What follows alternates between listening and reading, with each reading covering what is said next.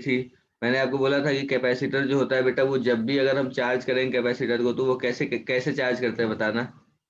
Through a resistor. Register. बिल्कुल, बिना resistor का क्या हम चार्ज कर सकते हैं बेटा कैपेसिटर को? नो सर, पोटेंशियल डिफरेंस नहीं बनेगा फिर। बहुत बढ़िया, पोटेंशियल डिफरेंस नहीं बनेगा और चार्ज भी एक जगह से दूसरी जगह नहीं जाएगा फिर, है ना? एक प्लेट से दूसरे प्लेट कैसे जाएगा, क्योंकि पोटेंशियल डिफरेंस ही नहीं बन पा रहा है ना? तो अब इसकी बात करते हैं। देखो, जैसे मान लो कि यहाँ पर हमारा एक रेसिस्टर है बेटा आर, ठीक है, ये कैपेसिटेंस है सी, है ना, और ये बैटरी है वी वोल्ट की, ठीक है। तो किसी टाइम टी पे अगर मैं बात करूं, मैंने आपको बताया था बेटा, अगर मैं किसी टाइम टी पर बात करता हूं, तो किसी टाइम टी पर सोचो यहाँ का पोटेंशियल तो जीरो है ना, यहाँ का पोटेंशियल भी जीरो है, यहाँ का पोटेंशियल भी जीरो है, बहुत बढ़िया।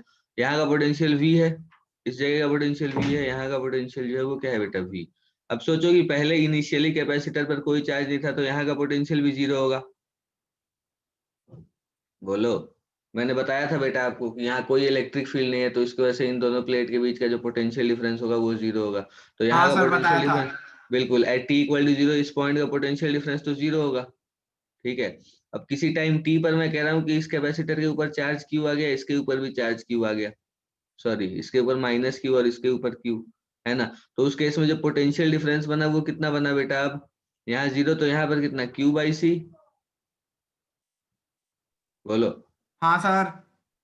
यहाँ पर जीरो तो यहाँ पर क्यू बाई सी, तो जो चार्ज होगा वो क्या होगा बेटा, इधर से यहाँ से पॉजिटिव चार्ज फ्लो हो रहा है, इसके ऊपर डिपॉजिट हो रहा है, यहाँ से फ्लो हो रहा है, इसके ऊपर डिपॉजिट हो रहा है। ये चीज तो समझ रहे हैं हम कि ऐसा हो रहा है, बिल्कुल, है ना। तो यस अब सर। ऐसा बेटा कि यहाँ का पोटेंशियल डिफरेंस अगर v है, तुम ऐसा सोचो कि इस जगह का पोटेंशियल डिफरेंस अगर v है, इस जगह का, तो मैं किरचॉफ्स लॉ यूज कर सकता हूँ क्या इसके लिए? हाँ सर, कर सकते हैं, किरचॉफ वोल्टेज लो। कर सकते हैं, करते हैं, आओ। क्या करेंगे बताओ? यहाँ से यहाँ एक बार पूरा चक्कर लगाते हैं इस कैपेसिटर का, ठीक है। यहाँ से जीरो से चले, तो यहाँ पे पहले पोटेंशियल बढ़ा v, तो क्या लिखें, plus v yes sir. Minus I R minus. Yes sir.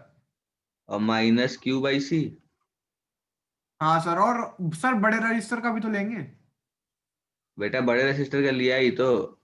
अच्छा, मैंने कैपिटल आर लिख दिया ना, स्मॉल आर लिख दिया ना गलती से। देखो मैं बताता हूँ इसे कैसे लिखना है बेटा, एक्चुअल में देखो, जब जब भी इसके लिए हमें इक्वेशन लिखनी होती है ना, तो देखो तुम्हें समझ नहीं आया, मैंने जो लिखा वो तुम्हें समझ नहीं आया। मैंने ऐसे लिखा कि यहाँ से यहाँ गए, तो क्या बना मेरे पास, पहले पोटेंशियल v का इंक्रीमेंट हुआ, ठीक है, फिर यहाँ गया, फिर यहाँ से क्या हुआ, माइनस आई आर हुआ। अगर आई करंट है किसी टाइम टी पर, इसमें करंट अगर आई है किसी टाइम टी पर, तो वो हो गया माइनस आई आर हो गया। ये हम कहाँ पहुंच गए बेटा, क्यू बाई सी पर पहुंच गए क्या? यही वाली चीज, जैसे याद है तुम्हें, हम पोटेंशियल डिफरेंस लिखते थे जब हमारे पास कुछ ऐसा सिस्टम होता था, ये बैटरी हो गई, ये वो हो गया, यहाँ का पोटेंशियल, तो यहाँ से हम चलते थे तो क्या लिखते थे, यहाँ का पोटेंशियल v, यहाँ पे अगर आई करंट फ्लो रहा है तो minus I R minus V dash is equal to V double dash. अगर यहाँ का पोटेंशियल v और यहाँ का पोटेंशियल v डबल डैश है, तो ये याद है तुम्हें किरचॉफ लॉ में कि अगर यहाँ से चले और रास्ते में जो भी पोटेंशियल ड्रॉप वगैरह है वो सब हमने एनकाउंटर किया, तो हम इस पोटेंशियल पर पहुंच गए। वही काम किया मैंने बेटा यहाँ पे, v माइनस आई आर, मतलब पहले हम कहाँ गए बेटा, सोचो, पहले हम कहाँ, यहाँ से शुरू हुए तो जीरो प्लस v, फिर यहाँ गए, यहाँ भी v, यहाँ भी v, यहाँ माइनस आई आर, तो इस पोटेंशियल में पहुंच गए, ये हो गया क्यू बाई सी, ठीक है। तो यहाँ से हमें किसकी वैल्यू निकालनी है बेटा, आई की वैल्यू निकालनी है, ठीक है। मतलब एक्चुअल में हमें कैपेसिटर के ऊपर चार्ज और करंट इन सब की वैल्यू निकालनी होती है ना। तो देखो हम क्या करते हैं, हम ऐसा करते हैं बेटा कि v minus Q by C is equal to लिख लेते हैं आई इंटू आर, ठीक है, और r को भी फिर नीचे पहुंचा देते हैं, तो क्या बन जाता है ये v by R minus Q by R C is equal to I को हम फिर क्या करते हैं, D Q upon D T लिख लेते हैं, ठीक है बेटा। समझ आ रही है बात आपको, नहीं आ रही? आ रही है सर। बहुत बढ़िया।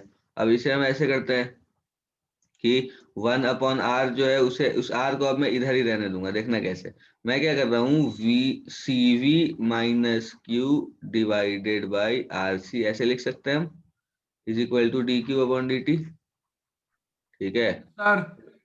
फिर इसके बाद क्या बना हमारे पास, DT/RC is equal to DQ/CV minus Q. बोलो। हाँ सर। बहुत बढ़िया, अब इसे इंटीग्रेट कर लेते हैं यार। ठीक है, यस सर। इंटीग्रेट करते हैं, इसे इंटीग्रेट करते हैं। तो यहाँ पर इसे अगर इंटीग्रेट करेंगे बेटा, देखो यहाँ पर, तो यहाँ पर इंटीग्रेशन करेंगे t=0 से t=t तक। ठीक है, और यहाँ पर इनिशियली t=0 पर चार्ज कितना था बेटा, 0 था ना। Yes sir. और किसी टाइम t पर मान लो मैंने कह दिया कि चार्ज q है ओके सर। है ना। तो मेरे पास जो ये बनेगा वो क्या बनेगा, सोच के देखो। मेरे पास ये क्या बना बेटा, सोचो बताओ मुझे। और सर dt के साथ तो कुछ है ही नहीं चेंज करने के लिए t की टर्म्स में। तो सीधा t/RC बन जाएगा ये। ओके, ये आरसी कांस्टेंट हो हाँ, गया। आरसी कांस्टेंट है तो बाहर आ जाएगा इंटीग्रेशन ऑफ dt t, और यहाँ 0 से t, तो ये t/RC बन गया इज इक्वल टू, देखो यहाँ, देखो यहाँ पर थोड़ी अच्छी चीज बनेगी। यहाँ बनेगी ln of CV minus Q, एक माइनस साइन के साथ। हाँ सर। और क्यू की लिमिट कहाँ से, 0 से लेके स्मॉल क्यू तक। क्योंकि किसी टाइम, देखो एक्चुअल में हम यहाँ पे कर क्या रहे हैं बेटा, हम किसी टाइम टी पर चार्ज निकाल रहे हैं ना। हम क्या कर रहे हैं, हम किसी टाइम टी पर चार्ज निकाल रहे हैं। तो ये हमारे पास आ गया। अब देखो इस माइनस साइन को मैं इधर भेज दूंगा, क्या लिखूंगा, -T/RC इज इक्वल टू, बताओ बताओ, ln CV minus Q yes sir. Minus ln CV। हाँ सर। बहुत बढ़िया। तो अब इसके बाद हमारे पास क्या बनेगा, ये देखो, ओ सॉरी, इसे मैं अगले पेज पर लेके जाता हूँ, है ना। और फिर इसे और अच्छे से लिखते हैं। ठीक है, देखना बेटा, बस ध्यान से देखते रहना तुम, है ना, जुड़े रहना बेटा हमारे साथ। तो अभी बहुत अच्छी अच्छी और भी एक आधी अच्छी अच्छी बात बताऊंगा। ये हमारे पास क्या आ गया, -T/RC is equal to ln CV minus Q minus ln CV। तो इसे अब मैं क्या लिख सकता हूँ पता है आपको। ln cv by q। बहुत बढ़िया, -T/RC इज इक्वल टू, मैं इसे ऐसे लिख सकता हूँ, ln of CV minus Q divided by CV। हाँ सर, ये भी एक और तरीका। ये CV क्या होगा बेटा, CV है क्या एक्चुअल में, जो मैक्सिमम चार्ज आ जाएगा इसके ऊपर, वही है क्या। Yes sir. तो उसे मैं कह देता हूँ कि Q0 है, Q0 की वैल्यू जो है वो CV है। cv। Yes sir. ठीक है, Q0 की वैल्यू जो है वो CV है। तो अब मैं इसे क्या करता हूँ कि अब इसका एक्सपोनेंशियल, मतलब यहाँ पे ln है ना, ये तो e की पावर में इसे भेज देता हूँ। तो हमारे पास क्या बन जाता है ये, कि CV माइनस क्यू, अब CV माइनस क्यू ही लिख लेते हैं ना, अगले स्टेप में इसे Q0 लिख लेते हैं। CV minus Q upon CV की वैल्यू क्या आ गई बेटा, बताओ मुझे। e की power minus T R C. बहुत बढ़िया, e⁻t/RC। R C. और ये जो RC है, 1 RC को हम टाउ कह देते हैं बेटा, टाइम कांस्टेंट। Okay sir. जो ये RC है ना, RC को हम क्या कह देते हैं, टाइम टाउ। कांस्टेंट। टाउ का मतलब है टाइम कांस्टेंट। ठीक है, अभी बताऊंगा, इसका भी सिग्निफिकेंस बताऊंगा, टाइम कांस्टेंट बोल देते हैं। ठीक है, तो ये हमारे पास आ गया। अब बेटा मुझे अगर Q की वैल्यू निकालनी है तो मैं कैसे निकालूंगा, सोचो। ये CV इंटू e⁻t/RC, इस Q को उधर भेजूंगा तो मेरे पास ये क्या बन जाएगा, सोचो, मेरे पास ये बन जाएगा Q0। CV को अब Q0 लिख रहा हूँ, ठीक है। तो Q Q0 not minus minus Q over Q not. Is equal to, ऐसे लिख दो, Q0 इंटू ऐसे लिखा सर। e⁻t/टाउ। हाँ सर। है ना। अब हमारे पास Q की वैल्यू क्या बन गई, सोचो। Q की वैल्यू बन गई Q0, को कॉमन ले लूंगा अब मैं इन दोनों में से, Q को इधर भेज दिया, इसको इधर भेज दिया। तो Q0 इंटू 1 माइनस e⁻−t/टाउ। हाँ, बोलो। ठीक है। है ना, ये हमारे पास बन गया बेटा। और जिसमें जो टाउ की वैल्यू होती है वो कितनी होती है, RC होती है। ठीक है, और जो Q0 की नो वैल्यू होती सर, है, 1+ आएगा। प्लस क्यों आएगा बेटा, माइनस आएगा ना। इस Q को मैंने दूसरी तरफ भेजा, और ये वाला पूरा टर्म मैंने दूसरी तरफ भेजा, तो इसके साथ नेगेटिव आएगा और ये पॉजिटिव में आ गया। अच्छा ठीक है सर। हाँ ठीक है, कोई बात नहीं। तो ये हमारे पास Q0 की वैल्यू आ गई और ये टाउ की वैल्यू आ गई। अब देखो एक और एक चीज हमें बोली जाती है बेटा, कि अगर एक टाइम कांस्टेंट बीत गया है, आफ्टर वन टाइम कांस्टेंट, जैसे यहाँ पर मैं लिखता हूँ आफ्टर वन टाइम कांस्टेंट क्या होगा। ठीक है, मतलब एक टाइम कांस्टेंट के बाद, आफ्टर वन टाइम कांस्टेंट कितना चार्ज होगा कैपेसिटर पे, ये हमसे बोला जाता है बेटा, ऐसा समझो आप, है ना। आफ्टर वन टाइम कांस्टेंट कितना होगा चार्ज कैपेसिटर पे, तो Q की वैल्यू हमने क्या लिखी अभी तुरंत, Q0 इंटू 1 - e⁻ और इस बार जो हमारा टाइम है वो क्या एक टाइम कांस्टेंट के बराबर है, तो क्या ये e⁻−1 हो जाएगा। तो Q की वैल्यू कितनी आएगी बेटा, Q0 into 1 - 1/e, Q0 into 1 - 1/e, 1/e की वैल्यू कितनी होती है बेटा, 1/e की वैल्यू कितनी होती है, जल्दी बताइए।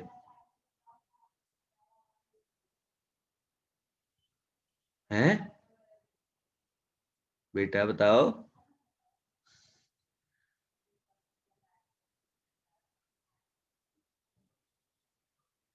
Sir 0.36 something.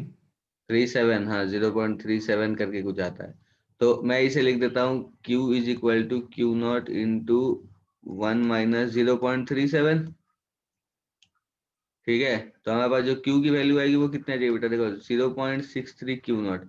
मतलब मैं कह सकता हूँ क्या कि एक टाइम कांस्टेंट के बाद क्या मैं ये चीज कह सकता हूँ कि after one time constant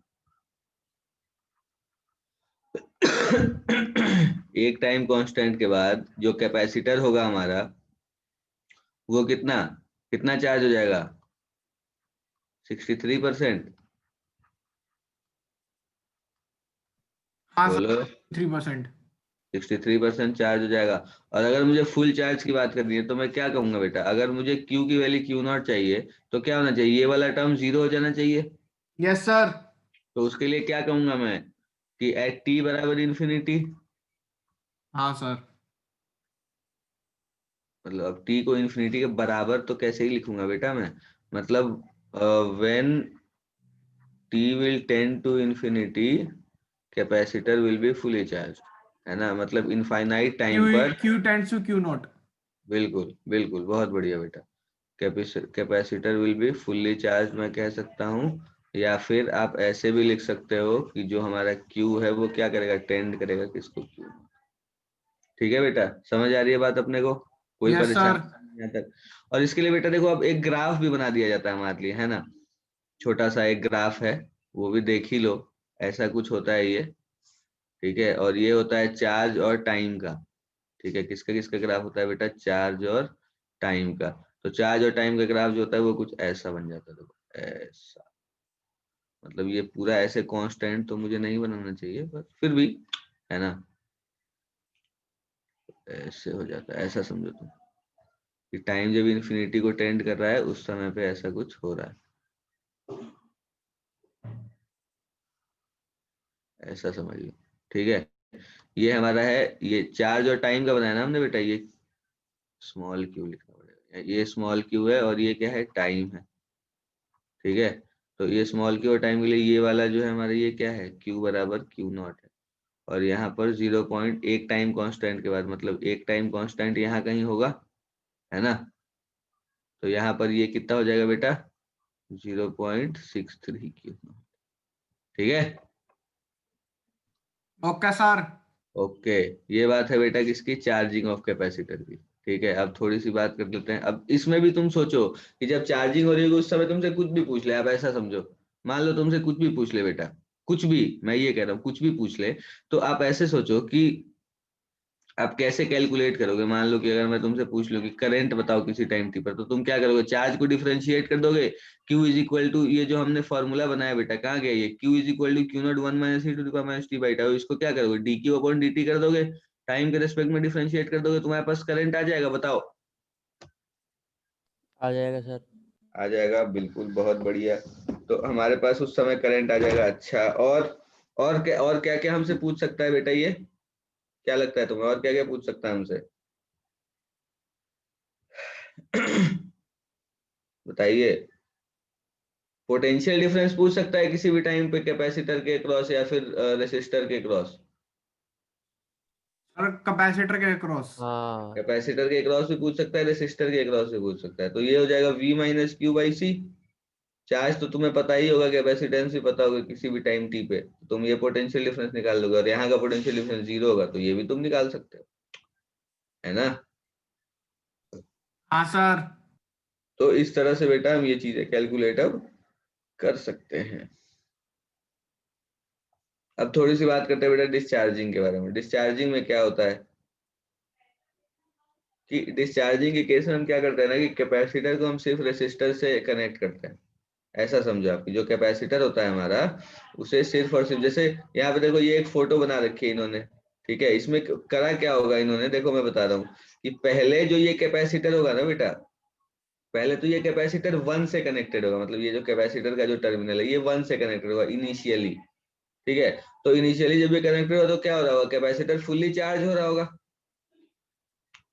capacitor जो है वो क्या हो रहा होगा बेटा, फुल्ली चार्ज हो रहा होगा। तो जब कैपेसिटर फुल्ली चार्ज हो जाएगा तो फिर क्या करेंगे हम, यहाँ से हटा देंगे इसे, और इस टर्मिनल को, ये 1 2 तो इसने दिया है, इस टर्मिनल को मैं कह देता हूँ 3, ये वाला जो टर्मिनल है यहाँ पर, है ना, इस टर्मिनल को मैं कहता हूँ 3। तो टर्मिनल 3 जो है पहले तो 1 से कनेक्टेड रहेगा इनिशियली, है ना, जब ये चार्जिंग हो रही होगी, जब कैपेसिटर पूरा चार्ज होगा। उसके बाद क्या करेंगे ये, उसके बाद इसे सीधा सीधा रेसिस्टर से कनेक्ट कर देंगे, ठीक है बेटा।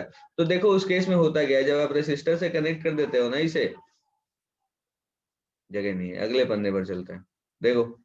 तो जब आप रेसिस्टर से कनेक्ट कर देते हो कैपेसिटर को डिस्चार्जिंग के टाइम पे, तो देखो क्या होता है मैं बता रहा हूँ आपको। जैसे मान लो कि मैंने बोला कि यहाँ पर मेरा रेसिस्टर है कोई, ठीक है, ऐसा समझो आप कि यहाँ पर कोई रेसिस्टर है और इधर मैंने एक कैपेसिटर, फुल्ली चार्ज कैपेसिटर रखा मैंने यहाँ पर, ठीक है। ये जो कैपेसिटर है हमारा ये कैसा है बेटा, फुल्ली चार्ज है, ठीक है।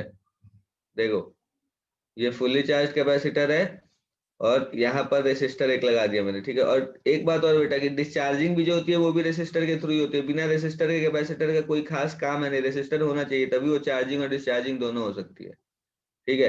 तो मान लो कि मैं कहता हूँ कि ये हमारा रेसिस्टर आर है और ये कैपेसिटर सी है, ठीक है। और हमने इसे फुल्ली चार्ज कर दिया था। क्या किया था बेटा, हमने इसे फुल्ली चार्ज, मान लो कि मैं कह रहा हूँ कि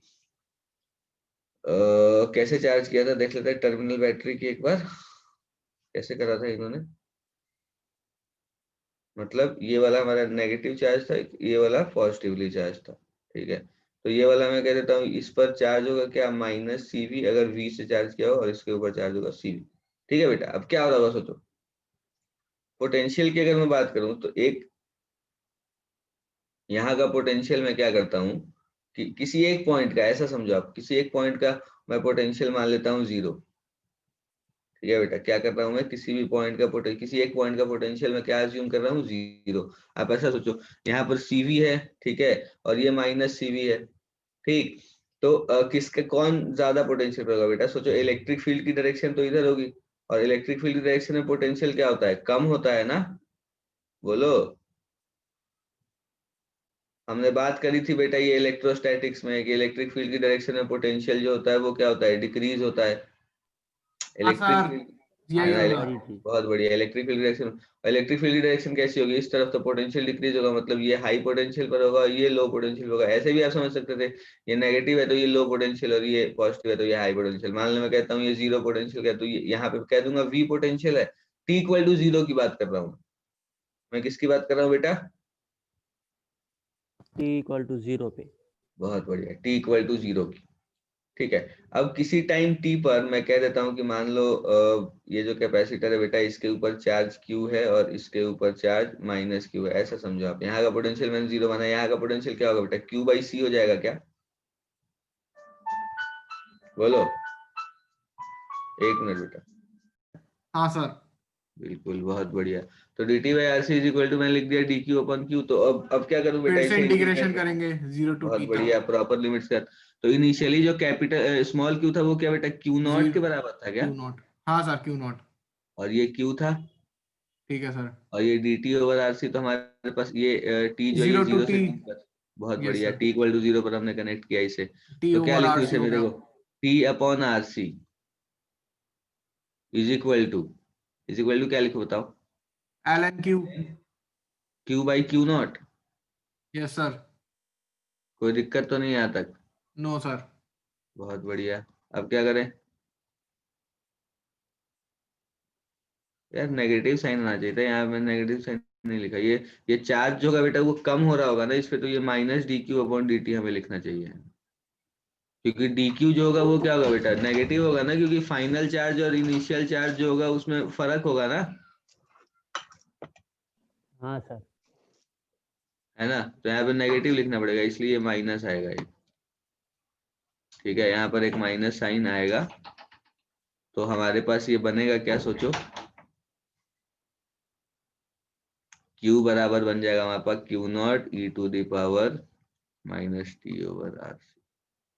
ठीक है, ठीक है बेटा। अब इसमें भी हमसे पूछा जाता है कि एक टाइम कांस्टेंट में कितना डिस्चार्ज हो गया होगा, है ना। तो अब एट t बराबर RC, मतलब टाइम जब RC हो गया हो और t is equal to tau, जब दोनों में से कुछ, मतलब एक ही बात है ना दोनों, तो उस केस में हम कहते हैं कि जो चार्ज होगा ना बेटा कैपेसिटर के ऊपर, Q जो होगा, तो क्या हो जाता है पता है, हो जाता है Q0 इंटू, अब ये e⁻⁻1, तो ये क्या हो गया Q0 अपॉन e, मतलब चार्ज क्या बन गया बेटा बताना। इसलिए implies to Q is equal to 0.37 Q0 हो गया क्या, सोचो। अभी थोड़ी देर पहले हमने 1/e की वैल्यू 0.37 निकाली थी ना,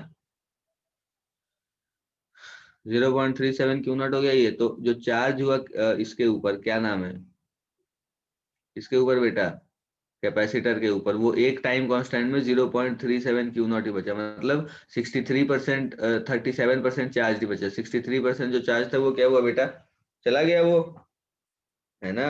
हीट की फॉर्म में डेसिपेट हो गया। हाँ, चार्ज तो क्या ही डिसिपेट हो, मतलब चार्ज ये डिस्चार्जिंग हो रही है ना बेटा, हाँ डिस्चार्जिंग हो रही है, जो जो करंट है वो डिसिपेट ही हो रहा है, वैसे तो डिस्चार्जिंग हो रही है कैपेसिटर की। तो जो चार्ज है वो यहाँ से वहां फ्लो होकर जा ही रहा है ना, पोटेंशियल डिफरेंस की वजह से। और इससे जो करंट फ्लो है वो तो डिसिपेट हो ही रहा है, खैर। ठीक है बेटा, तो ये बातें समझ गए आप। अब इसका ग्राफ देखो यहाँ पे दे रखा है ना, ये देखो इनिशियली Q0 था, किसी time t is equal to RC पे देखो कितना हो गया, ये 0.37 Q0 हो गया। ठीक है, और फिर धीरे धीरे ये 0 हो गया। ये ऐसे इसे सटाना नहीं चाहिए था, इसे थोड़ा ना ऐसे लंबा रखना चाहिए थोड़ा सा बस, क्योंकि पूरा फुल्ली डिस्चार्ज तो t इक्वल टू इन्फिनिटी पे ही होगा ना बेटा,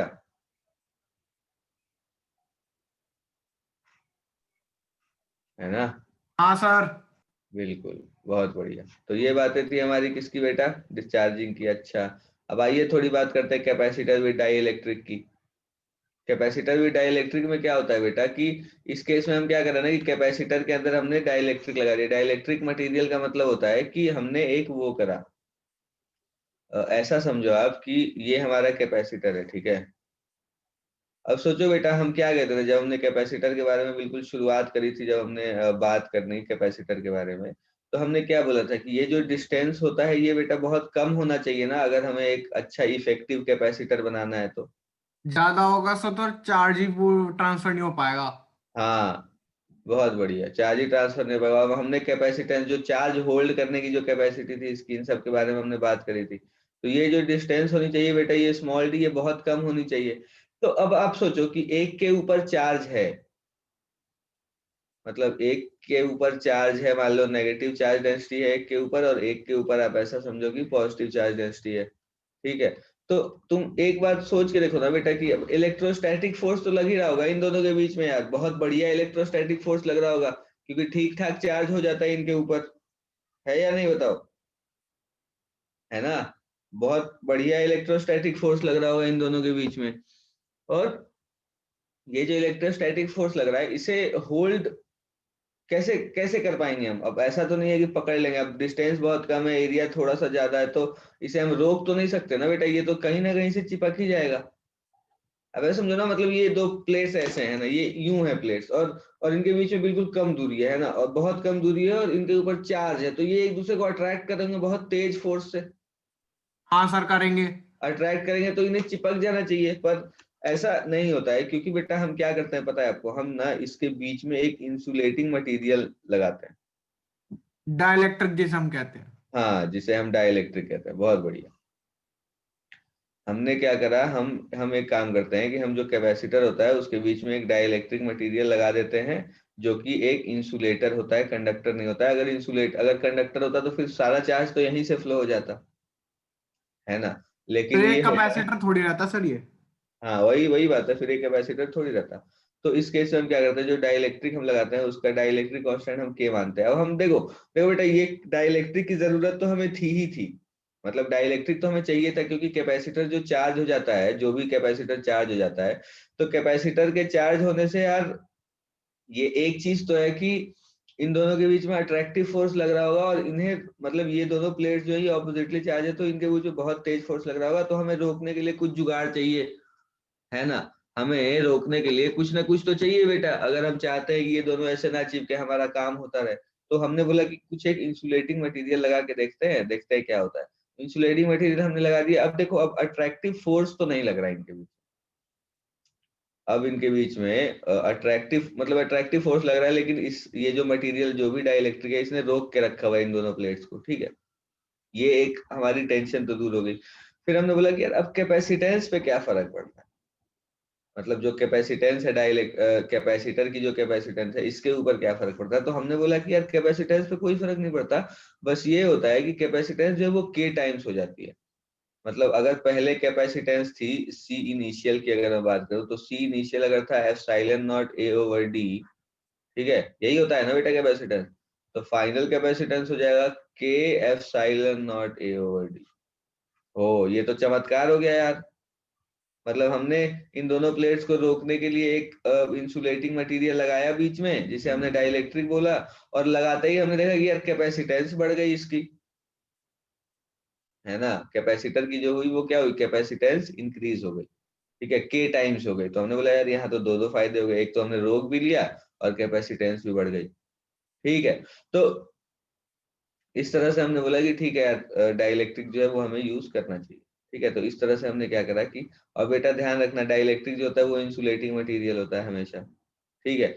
तो इस तरह से हमने क्या करा, इसमें के यूज कर दिया, के epsilon not A by D, ये होगी हमारी फाइनल कैपेसिटेंस, ठीक है। अब देखो हमसे सवाल पूछे जाते हैं बेटा कुछ, ये तो अभी मैं बताऊंगा, हमसे कुछ सवाल पूछे जाते हैं ये डाइलेक्ट्रिक वाला, ये समझ तो आ गया आपको बेटा, कुछ बहुत ऐसे खतरनाक चीज नहीं थी, ठीक है। आपको इतना प्रूफ वगैरह तो क्या ही करना है, आपको तो बस तरीका पता होना चाहिए ना सवाल वगैरह सॉल्व करने का।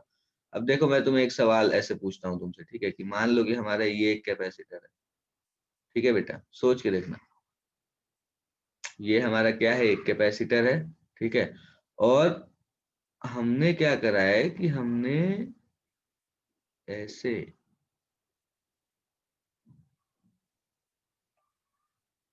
आधे दूर में, ऐसा समझो तुम कि हाफ डिस्टेंस में हमने एक ये डाइलेक्ट्रिक लगा रखा है जिसका डाइलेक्ट्रिक कांस्टेंट के है, ठीक है।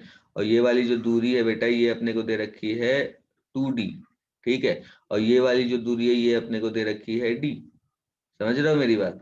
और एप्सिलॉन नॉट वगैरह एरिया ऑफ प्लेट्स ए है, ठीक है।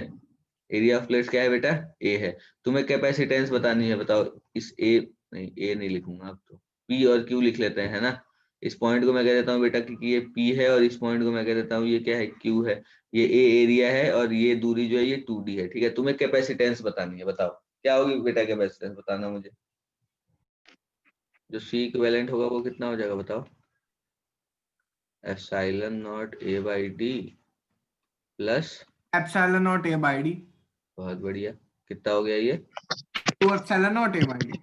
बहुत बढ़िया। तो इस तरह के सवाल अब आप कर सकते हो। मान लो कि मैं आपको एक और इससे थोड़ा बड़ा सवाल दूं, मान लो कि अब मैंने ज्यादा प्लेट रखे हैं बेटा, ऐसा समझो तुम कि अब मैंने थोड़े ज्यादा प्लेट रख दिए, जैसे मान लो कि एक प्लेट ऐसा, 2 3 4 और 5, ठीक है। तो अब मैंने क्या करा, मैंने इन दोनों को कनेक्ट कर दिया, सोचो कि मैंने इन दोनों को कनेक्ट करा और इन दोनों को कनेक्ट करा, ठीक है। ये वाला पॉइंट मैं कह देता हूँ बी, ये वाला मैं कह देता हूँ ए। अब बता पाओगे बेटा, एरिया ए है और डिस्टेंस बिटवीन प्लेट्स डी है, तुम ऐसा समझ लो। सर एक इंडिपेंडेंट प्लेट है बीच में। हाँ,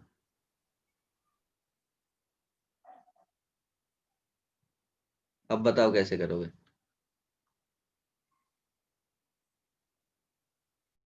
देखो मैंने क्या करा, पॉइंट्स के नाम दे दिए मैंने, ठीक है। तो इन दोनों Q और P, अब ऐसे समझो तुम कि P और Q मैं दो पॉइंट बना लेता हूँ, ठीक है। यहाँ P बना लेता हूँ और यहाँ पर Q बना लेता हूँ, ठीक है। तो पी और क्यू के बीच में कितने प्लेट्स हैं बेटा? एक। पी और क्यू के बीच में एक और पी और क्यू में एक, तो दो हो गई ये। एक ये हो गया और एक और हो गया, ऐसा कुछ। ठीक है, तो ये P और Q के बीच में दो गए। अब सोचो कि यहाँ P, M और Q, मतलब M जो है वो P और Q के बीच का पॉइंट है ना बेटा। तो यहाँ पर क्या मैं कह सकता हूँ कि दो कैपेसिटर बन जाएंगे, ऐसे कुछ कि एक कैपेसिटर हो जाएगा P और M और एक हो जाएगा M और Q। तो अगर मान लो कि मैं कह देता हूँ कि ये पॉइंट M है, तो P और M के बीच में और M और Q के बीच में एक, बोलो। हाँ सर ये सही है। ये सही हो है। जाएगा epsilon not A by D, ये भी हो जाएगा epsilon not A by D, और ये यस दोनों सर। भी epsilon not A by D, epsilon not A by D. हाँ सर। बहुत बढ़िया। तो इन दोनों का इक्विवेलेंट कितना हो जाएगा बेटा? Epsilon not A by two D. Half हो जाएगा हाँ सर।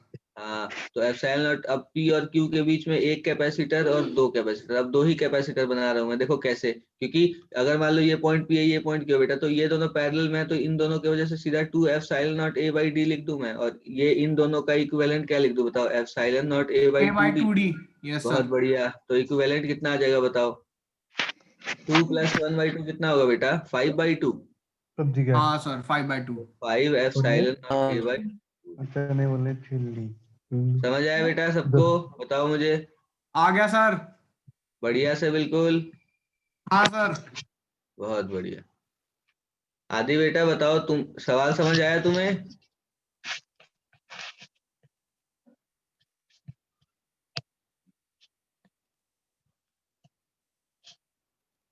माइक ऑन है फिर भी मैसेज करेंगे। चलो ठीक है, ओके, कोई बात नहीं। ठीक है, तो इस तरह से हमारा ये चैप्टर जो है बेटा वो क्या हुआ, निपट गया। ठीक है, चैप्टर समाप्त। चैप्टर समाप्त, जी हाँ।